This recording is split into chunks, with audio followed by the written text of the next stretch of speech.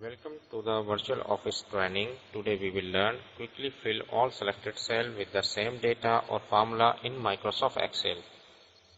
Suppose there are 500 employees in your company and you want to generate a lucky draw of 15 employees which you want to give the extra bonus.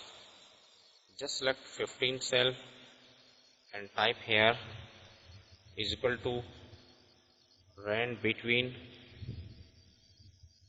and type the bottom number and top number. For example, your company employees number starting with 1 and ending with 500. Just type bottom is 1 comma and top is 500 because there are 500 employees in your company. And press Ctrl Enter to generate the random number all selected cells. Press Ctrl Enter. It will generate the random number in all selected cells.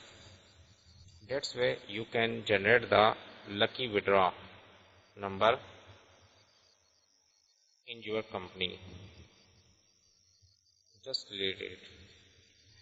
And I want to fill same text in different cells.